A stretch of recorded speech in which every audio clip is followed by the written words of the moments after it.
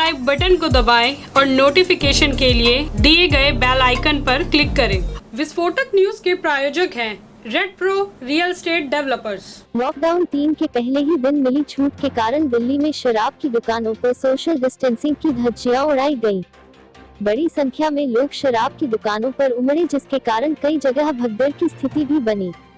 दिल्ली में ऐसी स्थिति बनने पर मुख्यमंत्री अरविंद केजरीवाल ने नाराजगी जाहिर करते हुए एक प्रेस कॉन्फ्रेंस में साफ कहा है कि अब अगर लोगों ने दोबारा सोशल डिस्टेंसिंग का पालन नहीं किया तो हम पूरा एरिया सील कर देंगे।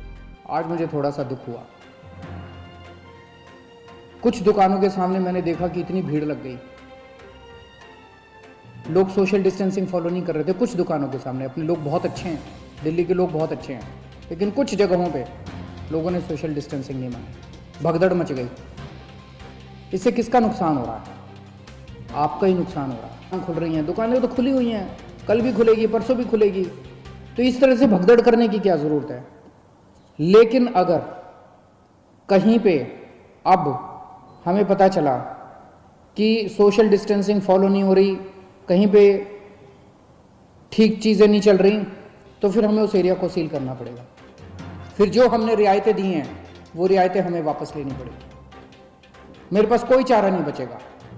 मुझे बाकी दिल्ली के, सभी दिल्ली के लोगों की, आपकी सेहत के लिए, दिल्ली के लोगों की सेहत के लिए कड़े कदम उठाने पड़े, हम कड़े कदम उठाएंगे। इसीलिए मेरी आप सबसे गुजारिश है कि जो ये रियायतें दी गई है, इन रियायतों के, ये रियायतें इसलिए दी गई है ताकि अब धीरे धीरे धीरे धीरे हम अपनी दिल्ली को खोलते जाएं, अब गतिविधियां शुरू करते जाएं, अर्थव्यवस्था शुरू होती जाए। अगर हम जिम्मेदार नागरिक बन के काम नहीं करेंगे तो फिर से और कड़ाई करनी पड़ेगी। और कब तक हम लॉकडाउन में रहेंगे? जिंदगी भर तो लॉकडाउन में नहीं रह सकते ना। 1.5 महीना तो हो गया लॉकडाउन में रहते रहते। अब तो अपने को खोलना चाहिए, तो अब तो जिम्मेदारी के साथ काम करना चाहिए। और जिम्मेदारी केवल इसलिए ताकि हम लोग सुरक्षित रहें, हमारा परिवार सुरक्षित रहे। तो मेरी आपसे हाथ जोड़ के विनती है, हम नहीं चाहते कि और कड़े कदम उठाए जाएं, लेकिन अगर किसी एरिया के अंदर किसी दुकान पे अगर होता है, और दूसरी चीज़, दुकान वालों को जिम्मेदारी लेनी पड़ेगी। अगर आपकी दुकान है और आपकी दुकान के सामने ये नहीं हो रहा, आपकी दुकान बंद कर देंगे, आपकी दुकान सील कर देंगे। और अगर किसी क्षेत्र के अंदर कोई फॉलो नहीं हो रहा तो उस एरिया को सील कर देंगे। फिर हमें करना पड़ेगा, आपके लिए करना पड़ेगा।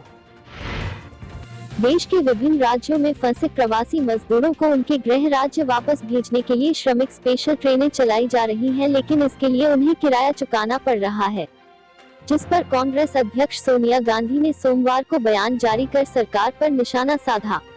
उनका कहना है कि विदेश में फंसे भारतीयों को मुफ्त में वापस लाया गया, जबकि कामगारों से किराया वसूला जा रहा है। ऐसे में उन्होंने फैसला लिया है कि प्रदेश कांग्रेस कमेटी की हर इकाई हर जरूरतमंद श्रमिक और कामगार के घर लौटने की रेल यात्रा का टिकट खर्च वहन करेगी और जरूरी कदम उठाएगी। गुजरात की सूरत में प्रवासी मजदूरों ने सोमवार को पुलिस पर पथराव किया। इसके बाद सुरक्षा कर्मियों ने उन पर आंसू गैस के गोले दागे और लाठी चार्ज किया। अधिकारी ने बताया कि घटना सूरत के बाहरी इलाके के बरेली गांव की है।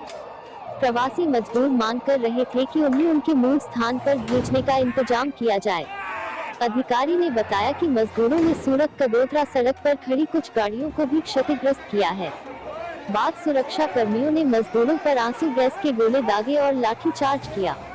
उन्होंने बताया कि हालात को बाद में नियंत्रित कर लिया गया और इलाके में सुरक्षा व्यवस्था कड़ी कर दी गई है।